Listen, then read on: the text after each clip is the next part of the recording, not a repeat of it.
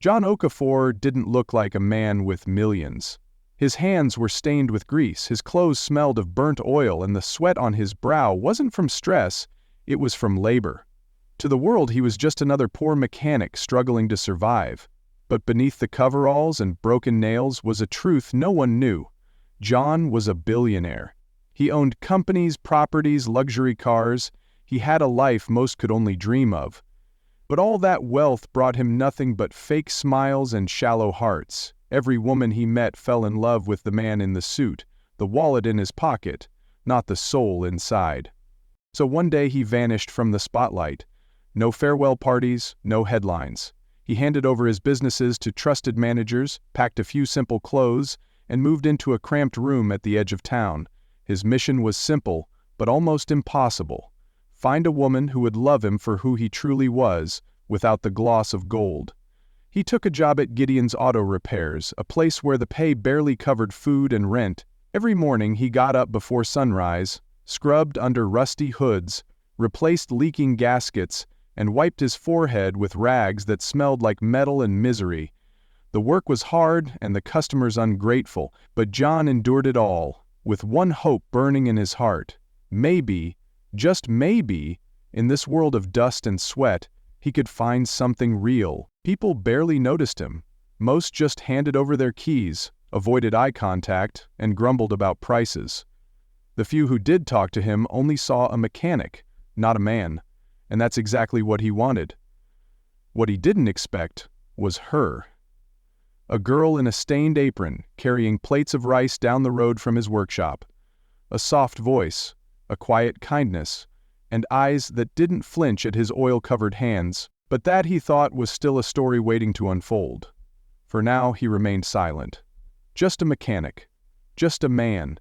And each day he looked in the mirror, he reminded himself, if someone could fall in love with this version of him, the one with calloused fingers and empty pockets, then maybe, just maybe, he would finally be free. Every afternoon, after hours beneath broken cars and engines that refused to start, John made his quiet way down the dusty street to a small restaurant that smelled of pepper, smoke, and something he hadn't known in years.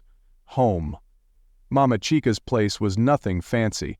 The chairs wobbled, the fans squeaked, and the walls needed a fresh coat of paint, but the food was hot and the portions decent for someone counting every coin. John always ordered the same thing, plain white rice, no meat, no extras, just enough to fill the belly, nothing more. Blessing, the girl who usually brought out his plate, had noticed. She always noticed. At first she thought maybe he just didn't like meat, but then she saw the way he looked at the stew pot, the way his eyes lingered a second too long when others were served beef or goat, that quiet hunger that never left his face. One afternoon, as John sat in his usual corner, Blessing brought over his food, but this time something was different. Nestled beside the rice was a small, tender piece of meat. Just one, but rich, flavorful, and soft. John stared at the plate, stunned. Before he could say a word, Blessing leaned in and whispered, "Don't tell anyone." Then she walked away like nothing had happened. John looked down at the plate, then up at her back turned now as she served another table. His throat tightened. No one had ever done something like that for him, not without expecting something in return, not since, well, not in a long time. He picked up his spoon and took a bite.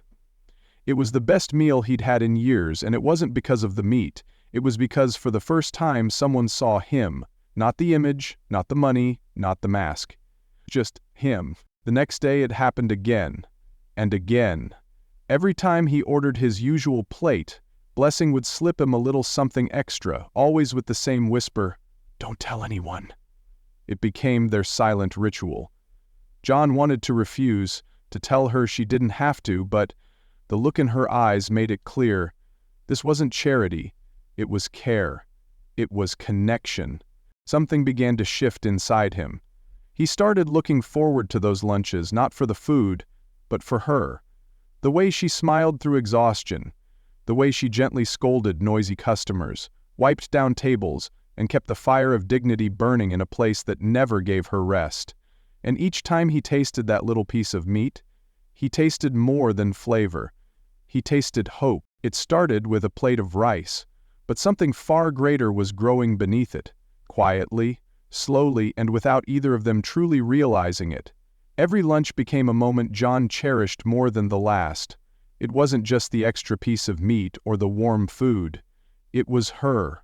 The way Blessing moved with grace even when exhaustion weighed down her feet. The way she smiled at him, not out of pity, not out of curiosity, but like he mattered. It was dangerous how much she was starting to mean to him. He told himself it was nothing, that it was just gratitude, that she was simply kind and he was just lonely. But his heart told a different story. Each day he found himself lingering longer after his meals, pretending to finish slowly just to steal a few more minutes of watching her work. And each day when their eyes met across the smoky room, he felt a flicker of something he hadn't felt in years. Something real. One evening, just as the restaurant was closing, John waited outside. He had no plan, no speech, just a feeling he could no longer keep bottled inside. When Blessing stepped out, wiping her hands on her apron, she saw him and froze. "I just wanted to say, thank you," John said, his voice low. Blessing blinked. "For what?" He smiled softly. "For everything." She laughed, brushing a strand of hair behind her ear. "It's just meat, John." "No," he said, shaking his head.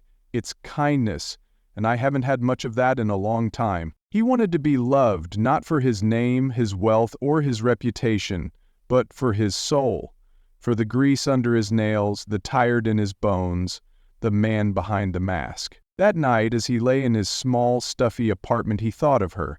He remembered the softness in her voice, the glow in her eyes, the strength in her silence. This wasn't just a girl who gave him meat. This was the first person who saw him as more than a wallet, more than a title, more than a billionaire in disguise, and for the first time in a long time he dared to believe maybe love wasn't just for the rich. Maybe it was for the real. The secret couldn't last forever. It was just a small gesture, a quiet kindness, a piece of meat on a plate. But in a house ruled by bitterness, even love served in silence could start a storm. Blessing knew what she was doing was risky. Mama Chica had never been the forgiving type. And Ruth, her cousin, was the kind of person who saw kindness as weakness, and kindness given to a poor mechanic as betrayal. But Blessing couldn't help it. She couldn't stand to watch John eat plain rice every day like he didn't deserve more. She didn't have much, but she had control over one thing, the food, and so she shared. That day, like always, she quietly placed the plate in front of John and whispered, "Don't tell anyone." But someone had heard. Ruth, she stormed into the kitchen like a vulture catching the scent of vulnerability. "Who is that meat for?" Ruth asked, her eyes narrowing at the tray in Blessing's hands. Blessing froze. "It's for John." Ruth gasped like she'd just caught a thief red-handed. "John? The mechanic?" She let out a mocking laugh.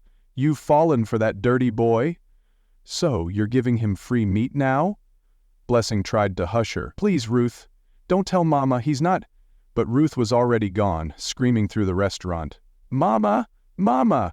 Come and see what this orphan is doing!" Mama Chica came in like thunder, her eyes blazing, her voice sharp enough to cut bone. "What's this noise? What is she doing?" Ruth pointed, triumphant. "She's stealing meat to feed her boyfriend, that grease-covered mechanic." Blessing stood there trembling. "I wasn't stealing, he didn't have money." A slap silenced her. It landed hard, stinging across her face, sending her stumbling backward into the shelves. The tray hit the floor, rice scattering like fallen hope. The meat rolled across the dirt like shame. "You ungrateful wretch!" Mama Chica screamed. "Feeding a useless man with my food while I feed you? How dare you!" Tears welled in Blessing's eyes, but she didn't move. She didn't speak. There was no space for explanations in a heart already poisoned with hate. "Follow me," Mama Chica barked. Outside, the world watched as Blessing was dragged through the streets like a criminal. Workers from the auto shop paused. John, covered in engine oil, looked up in confusion, then alarm as he saw the fire in Mama Chica's eyes and Blessing's shame trailing behind her. "John!" Mama Chica shouted. He stood, wiping his hands, heart thudding. "Ma, is something wrong?" She threw a greasy rag at his feet. "You are the problem. I warned you to stay away, but now you're using my meat to buy my girl's heart?" "I never asked for anything," John said calmly. "You think I don't know your kind? Men with empty pockets and full mouths. If I see you near her again, if I hear her even whisper your name, I swear I'll have you locked up." John looked at Blessing. Her eyes were filled with silent apologies. He wanted to defend her, to shout back, but he knew anything he said would only make it worse, so he whispered, "It's okay," and watched as the only person who ever saw him was dragged away. The slap in the kitchen was only the beginning. When Mama Chica stormed home that evening, still seething with fury, Blessing knew the worst was yet to come. She barely had time to wash her face when her uncle arrived. The moment he stepped into the house, she felt the air shift. The silence turned heavy. His belt was already in his hands. "Come here," he said. His voice was cold, controlled, and that was more terrifying than when he shouted. Blessing's legs felt like stone, but she moved, step by step, like a prisoner walking toward judgment. "I took you in when your parents died," he began, circling her like a predator. "I fed you, I clothed you, and this is how you repay me?" She opened her mouth to speak, but before the words could leave, the belt cracked through the air and landed hard across her back. He didn't scream. He bit her lip until it bled. "You're too young to have a boyfriend," he growled. "And of all people, you choose a mechanic? A grease monkey?" Another lash. "I didn't. He's not." She tried to say another lash. Mama Chica stood in the corner with her arms folded, watching in silence, as if this was discipline, as if this was deserved. Blessing fell to her knees. "Uncle, please." But the blows kept coming. "You want to be a woman now, huh? You want to disgrace me?" Finally, the belt dropped. He was breathing heavily now, his face glistening with sweat and disgust, and then he said something that froze Blessing's blood in her veins. "If I hear his name again, I'll marry you off. Chief Matthew's been asking." Blessing's breath caught. Chief Matthew? Everyone knew him. Rich, powerful, and dangerous. A man in his 60s with a reputation for breaking women like cheap furniture. His last wife had run away. The one before her had disappeared. "No," she whispered. Her uncle grabbed her chin and forced her to look up. "You think you have choices? You think love will feed you? You think kindness pays rent?" Blessing's lips trembled. "Please, I'll behave. I won't see him again. Just don't do that." But his eyes were hard, unmoved. "You'll marry him, and you'll thank me one day for saving you from yourself." That night, Blessing lay curled up on the cold floor of her room. Her back stung, her heart shattered. She buried her face in her arms and whispered into the darkness, "Mama, Papa, please come back. Please, save me." But no one came, and the silence answered her with finality. She was alone. Sleep refused to come that night. Blessing lay awake, her body bruised, her soul battered, and her mind spinning with thoughts darker than the night around her. Her uncle's words echoed over and over. "You'll marry Chief Matthew." She had 3 days. 3 days until her life would be handed over to a monster in exchange for a bride price. No voice, no choice. Unless she did something. Her thoughts drifted to John, his quiet smile, his soft eyes, his gentle voice. He didn't have much, but he had something no one else had ever given her: respect. And now he was in trouble. She remembered the phone call, the look on his face when he said, "My landlord says I'll be evicted if I don't pay."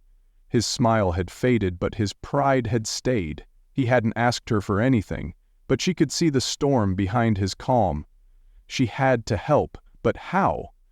That's when her eyes fell on the old wooden cabinet in the corner of the room, the one where her uncle kept his spare cash. He never locked it. He always said, "No one dares steal from me." Her heart raced. She didn't want to steal. She hated the thought. But wasn't this different? She wasn't taking it for herself. She was trying to help someone good, someone who deserved a break. She waited until the house fell silent. Ruth and Mama Chica were gossiping in the backyard. Her uncle had gone out drinking. The timing was perfect. Blessing crept out of her room, every step a scream of guilt. She reached the cabinet. Her hands trembled as she pulled it open. There it was, a bundle of cash, thick and carelessly tossed under a half-empty bottle of schnapps. She didn't take much, just enough to cover John's rent. A few notes. Something her uncle wouldn't even notice was missing. She slipped the money into her dress and tiptoed back to her room. But nothing about it felt right. The next morning she left the house before anyone else stirred. Her heart pounded with every step as she approached the mechanic shop. John was already outside, stretching his sore arms. When he saw her, his face lit up. "Blessing," he said, surprised. "You came." She pulled him aside, her eyes scanning the street. I brought you something." She pulled the crumpled notes from her dress and placed them in his hand. John stared at the money, then at her. "Where did you get this?" She bit her lip. "From my uncle." He blinked. "You? Stole it?" Tears welled up in her eyes. "I didn't know what else to do." "You're going to be kicked out."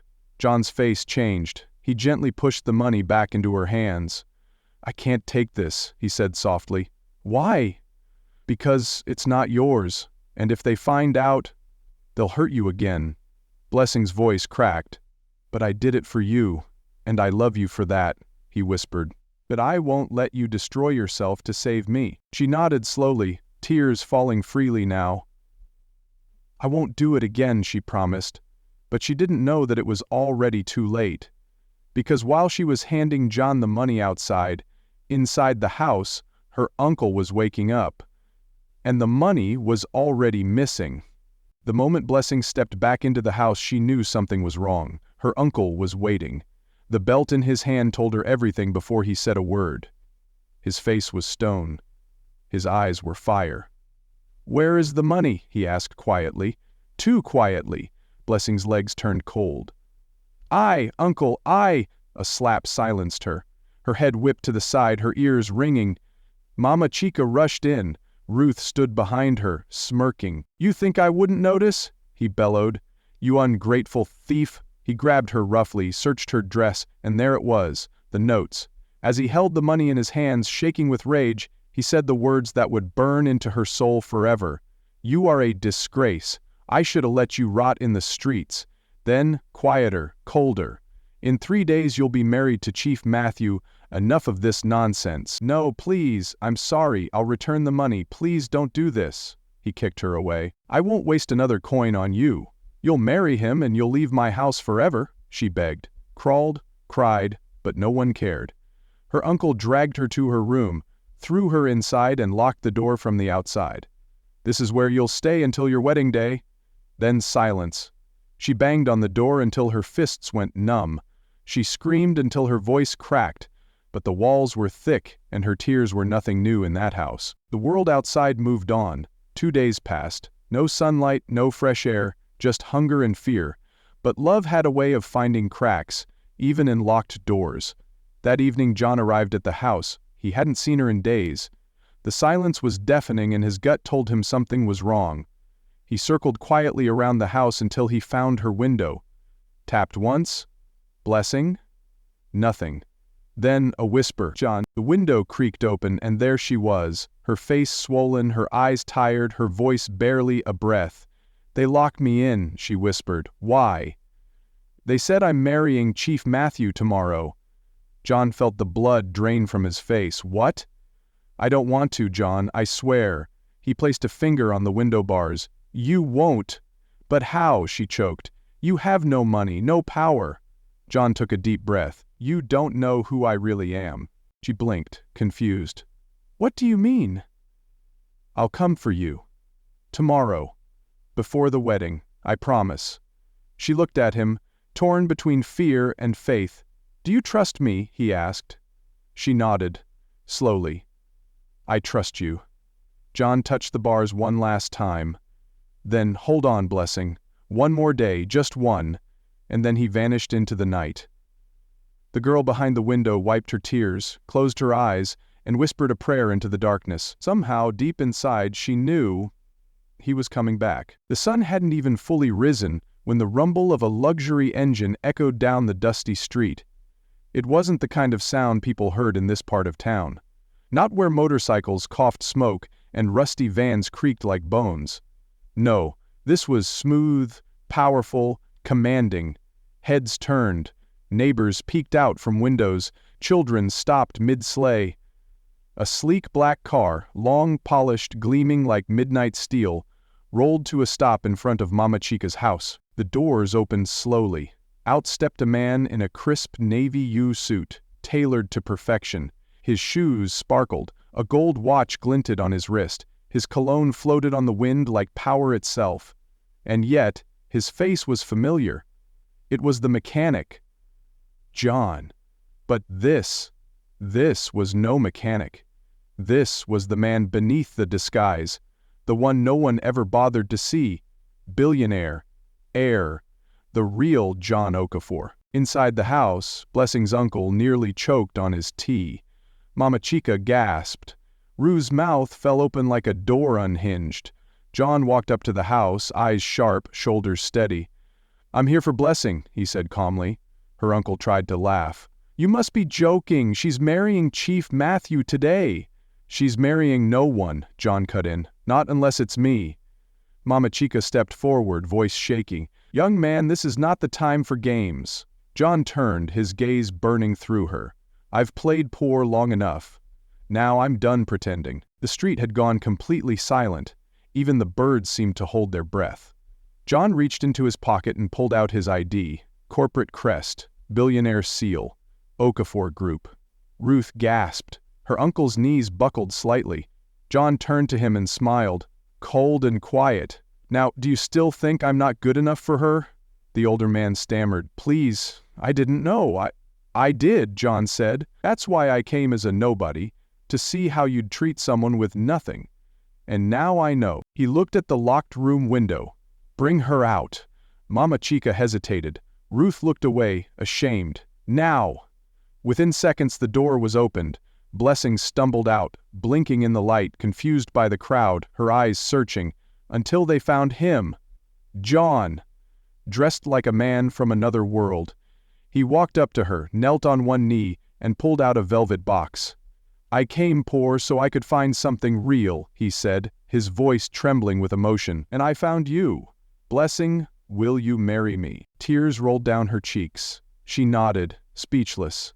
"Yes," she whispered. Cheers erupted. Neighbors clapped. Someone shouted, "God is good!" Her uncle collapsed into a chair, defeated. And Mama Chica, for once, she had no words. John stood, placed the ring on Blessing's finger and whispered, "Let's go home." And as they drove off in that black car, leaving behind the house that never loved her, Blessing looked out the window and saw her reflection. Not as the girl who served rice, but as the woman who had finally been seen and chosen. The mansion loomed like a palace carved from pride. Marble floors, crystal chandeliers, walls lined with oil paintings worth more than most homes. John stepped into the living room, Blessing beside him, her hand trembling inside his. Lady Okafor, his mother, was waiting. She sat on the velvet couch, sipping tea with the elegance of someone born to judge. Her sharp eyes scanned Blessing once, then returned to her cup. Chief Okafor, his father, closed his newspaper slowly, calm, collected, but watching everything. "Mama." "Papa," John said, voice steady. "This is Blessing. She's the woman I want to marry." The room went still. Lady Okafor didn't look up. "Where is she from?" John paused. "She's an orphan, raised by relatives." The teacup clinked loudly against the saucer. "So, she has no pedigree? No background?" John's fists clenched. "She's hard-working, she's kind. She loves me." "She loves your money," Lady Okafor snapped. "No, she loved me when I had nothing." "She thought you had nothing," she corrected. "Now she knows." Chief Okafor leaned back, folding his arms. "Let the boy speak." "She's not like the others," John continued. "She fed me when I couldn't afford food. She stood by me when I was just a dirty mechanic." Lady Okafor raised an eyebrow. "And now you bring her here, in my house, wearing street clothes." Blessing lowered her gaze. Her cheeks burned. "I didn't come here to beg for your approval," John said, fire rising in his tone. "I came to tell you my decision. I'm marrying her, with or without your blessing." The silence cracked like glass. Lady Okafor stood up, her voice shaking with rage.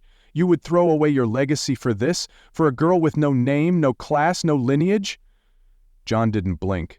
"I'd rather have love in a small room than loneliness in a palace." Chief Okafor chuckled softly. His wife turned to him, furious. "Why are you laughing?" He stood, walked to John and placed a hand on his shoulder. "Because I remember when I said the same words. About you." Lady Okafor stared. "You weren't rich when I met you," he said gently. "You wore borrowed shoes and a second-hand dress. But I saw your strength.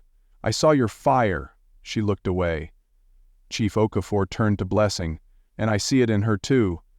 Blessing's eyes welled with tears. "You raised our son well," he added, facing his wife. "Don't shame his heart now." Lady Okafor said nothing. Her pride, a wall she had built for decades, was now cracking. John stepped forward, took Blessing's hand and said quietly, "We're leaving tomorrow, to begin our life. If you choose to be part of it, we welcome you. If not, we'll still be fine." He turned, guiding Blessing toward the door. But just before they left, Lady Okafor whispered, barely audible, "You will regret this." John didn't turn back. Blessing squeezed his hand, and as the mansion faded behind them, so did the shadow of judgment. But something told them the war wasn't over yet. They left the mansion without looking back. No driver, no escort, no luxury trailing behind them. Just John, his hand locked in Blessing's, and the quiet knowledge that they had just been disowned. The next morning the call came. It wasn't a conversation, it was a sentence. "If you walk out that door with her, don't ever come back," Lady Okafor had warned. Chief Okafor had stayed silent, maybe out of strategy, maybe out of fear, or maybe because he knew his son wouldn't bend. And John didn't. Now, they stood in front of a run-down one-bedroom flat on the edge of the city, paint peeling, one flickering bulb hanging from the ceiling, no guards, no marble floors, just survival. Blessing turned to John, worry in her eyes. "Are you sure?" John smiled faintly. "I've lived in worse." She stepped inside first. The floor creaked, the ceiling leaked, but she smiled, because for the first time this was their space. No shouting, no threats, no chains. They slept that night on a borrowed mattress. No silk sheets, no servants, but curled into each other like armor, until reality knocked again. Bills. Food. Life. John had saved a small amount over the years, investments he'd hidden even from his family, but with his access to the family fortune now frozen and all accounts locked under legal silence, that money wouldn't last long. So he worked, not as a CEO, not yet, but as a freelance mechanic again, this time not by disguise, but by necessity. He fixed cars during the day, Blessing cooked food and sold it by the roadside. Every naira counted, every coin stretched, but what they lacked in wealth, they made up for in love. Still, the world didn't forget them. Tabloids exploded with headlines. Billionaire son marries street girl. Okafor empire split over forbidden love. From mansion to mechanic. John Okafor's fall from grace. John laughed at first, but Blessing didn't. Each time she went to the market she felt the stares, the whispers. She used him. She trapped him. She bewitched him. But the worst came one afternoon. A man in a suit stood outside their door, a messenger. A letter from Lady Okafor's legal team. John read the words slowly, his face tightening with every line. A formal declaration of exile. He was stripped of all business rights, family trusts, and legal ownership. The estate had been moved entirely to a temporary trustee, his cousin. Blessing stood frozen. "What does it mean?" John folded the letter, his voice low. "It means we're officially alone." And for the first time he let himself cry. Not from fear, but from fury. They hadn't just cast him out, they were trying to erase him. Blessing pulled him close. "Let them. We'll build our own name." He kissed her forehead. "Then, we start now, in that tiny room, with no crown, no title, and no inheritance." They became more powerful than ever, because for once, what they had couldn't be taken away. Love. And the will to rise again. The days passed in quiet struggle. Morning brought sweat, night brought silence, but somewhere between the exhaustion and the meals shared on the floor, something began to grow. Inside Blessing. She didn't notice it at first. The fatigue? Normal. She'd been through worse. The nausea? Maybe something she ate. But the missed days, the flutter in her belly, the strange ache in her heart every time she looked at John? That wasn't hunger, that was life. One morning as she washed their clothes outside, she paused. Her hand rested on her stomach and a whisper left her lips. "No, it can't be." She didn't tell John, not yet. He was already carrying too much, fighting legal attacks from his family, working odd jobs just to keep them afloat, watching the world mock his fall from the billionaire throne.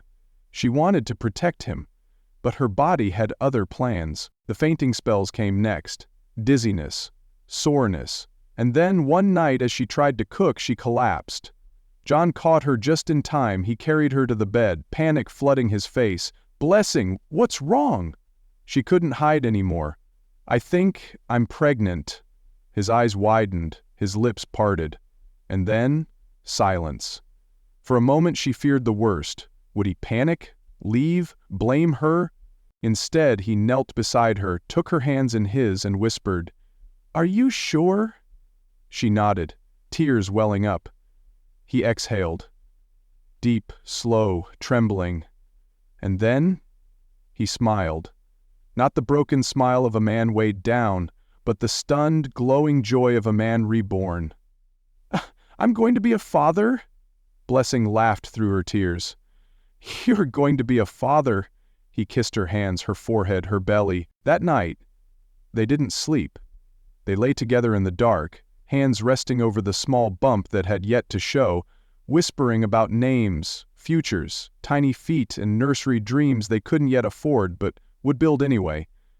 In that room filled with peeling paint and broken tiles, they found something richer than any mansion had ever offered them.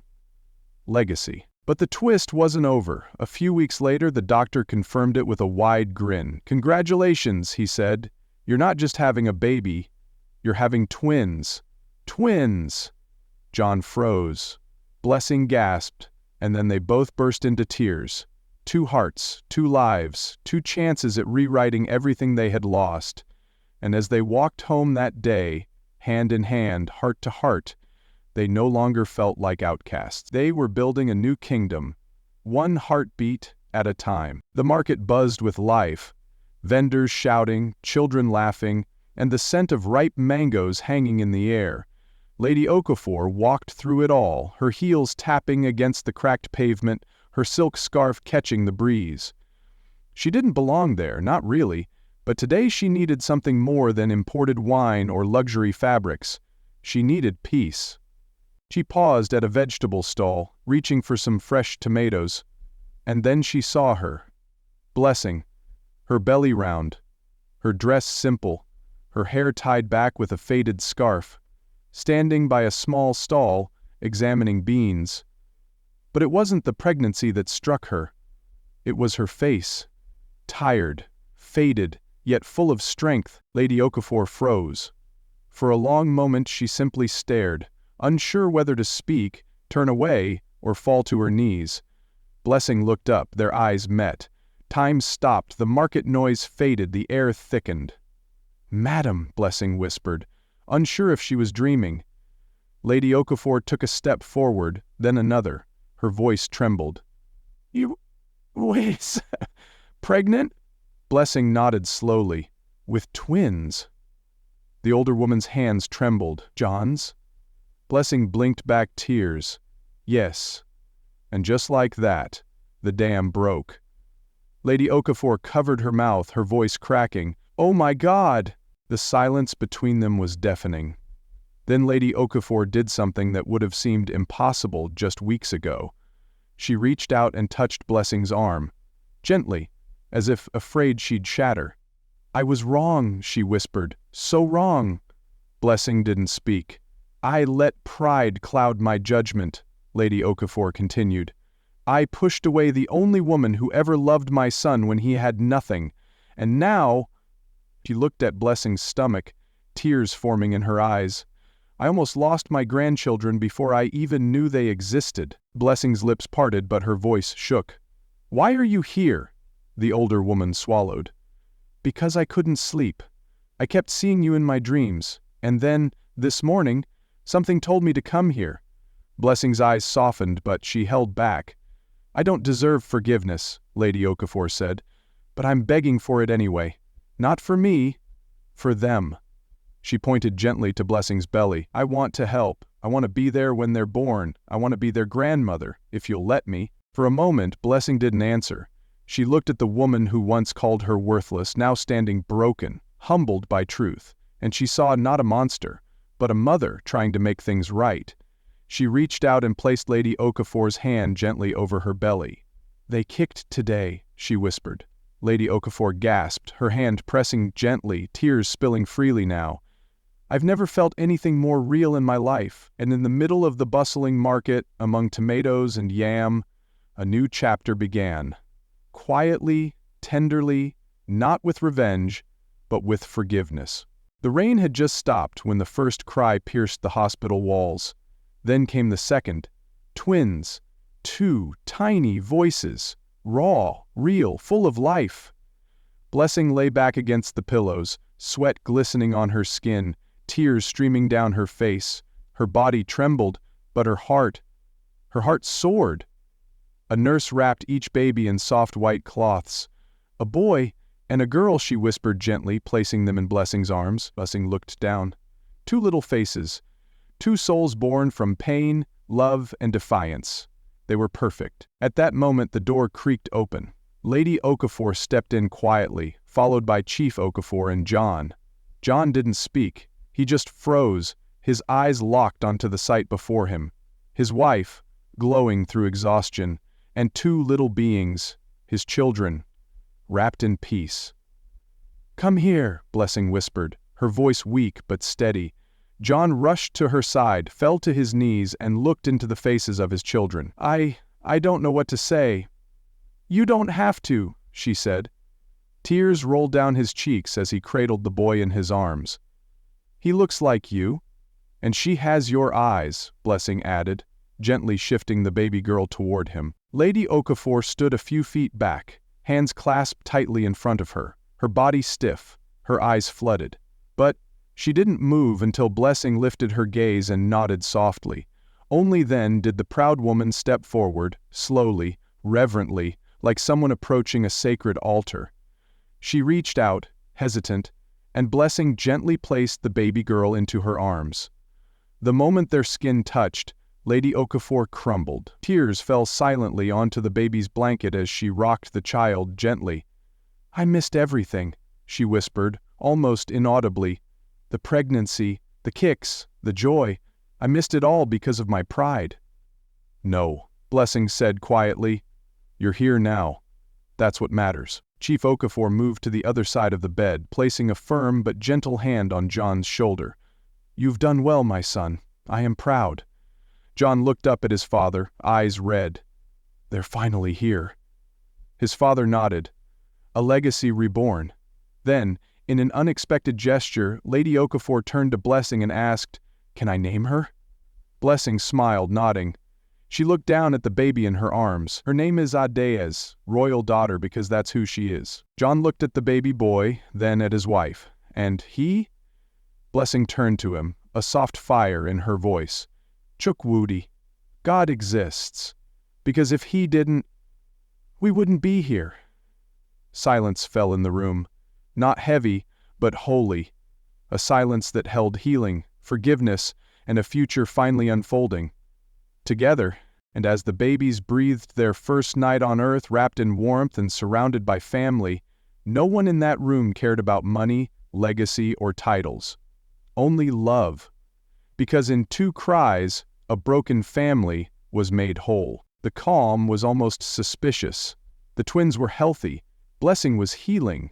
John was smiling again, really smiling, and even Lady Okafor, once the cold gatekeeper of pride, had begun humming lullabies to her grandchildren. But peace is a fragile thing, and Evelyn? Evelyn was not done. It began with a letter, delivered by hand. John opened the envelope, expecting bills, perhaps a baby product offer. Instead, his eyes scanned the words, and the blood drained from his face. Blessing rushed to him.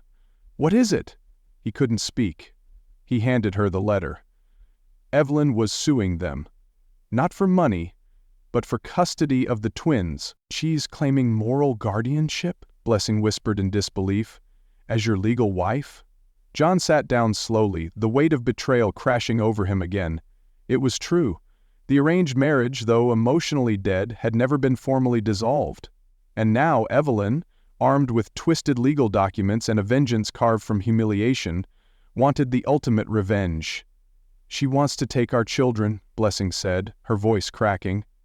No, John snapped, rising to his feet. Over my dead body. The courtroom was packed days later, tabloids lined the street, journalists jostled for photos. Evelyn arrived in white, not for innocence, but as a performance. John clenched his jaw. Blessing held his hand tightly. His parents sat behind them, silent but present. Evelyn's lawyers came armed with narratives. John abandoned his legal wife. Blessing was a manipulator. The twins were born from sin. The children needed a stable maternal figure. Evelyn, it was a circus, a smear campaign. Blessing was humiliated, called names, painted as a gold digger, a homewrecker, even unfit to be a mother, but Evelyn had underestimated something. Lady Okafor. When she took the stand, her voice was icy, clear, and lethal.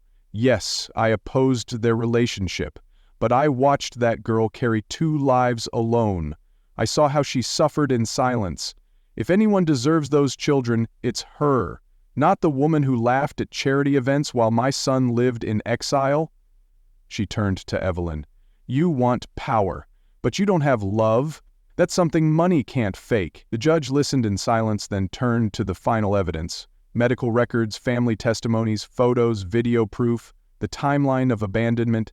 Then, in one swift moment, the gavel came down. Custody remains with the biological parents, John and Blessing Okafor. Case dismissed. The courtroom gasped. Evelyn didn't flinch. She stood up, smoothed her skirt, and walked past John with a venomous whisper. You may have won, but I'm not done. Blessing turned to John, her voice trembling.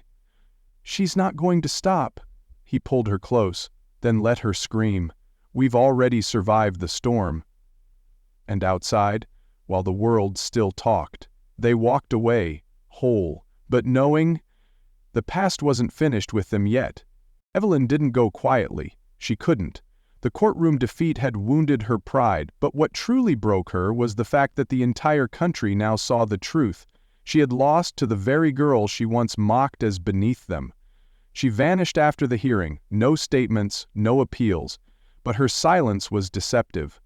Weeks later, John received a call from the police. You need to come down to the station. It's urgent. At first he feared the worst. Another attack, another plot, but what he learned shocked even him. Evelyn had attempted to bribe a high-ranking judge before the custody hearing, and she had been recorded. Not just once, but on multiple occasions, colluding with corrupt officials, falsifying documents, and even plotting to have Blessing declared mentally unfit through fake psychiatric evaluations. It was treason against justice. A warrant was issued, and this time Evelyn couldn't hide. She was arrested at a private resort outside the city, still dressed in designer clothes, still pretending the world owed her something. When brought into custody, her face was blank. No rage, no tears, just cold silence. At the trial, the evidence was overwhelming. Even her own lawyer, once her loyal puppet, testified against her in exchange for immunity. John and Blessing sat in the courtroom once more, this time not as defendants, but as witnesses to justice. The prosecutor's voice echoed. Evelyn Ocone attempted to steal not just children, but their future. She tried to destroy a family built on love, all because she couldn't control what she had already lost. When the judge finally spoke, his voice was firm. Evelyn Ocone, for conspiracy, obstruction of justice, and attempted fraud, you are hereby sentenced to 15 years in federal prison. No bail, no parole. There were no gasps this time, just relief. And as Evelyn was led away in handcuffs, she glanced back, only once, at John, at the life she could have had, but chose to destroy. And in that look was not hate, but hollow defeat. Back home, Lady Okafor stood by the window, watching the twins sleep peacefully. She turned to Blessing and said softly, she thought she could rewrite fate. But fate was never on her side. Blessing smiled, rocking little Adeze in her arms. Because this time love wrote the story. John kissed her forehead. And justice gave it an ending. Outside, the sky was clear, no storms, no shadows, just the promise of peace. For the first time in forever, the story was theirs to tell.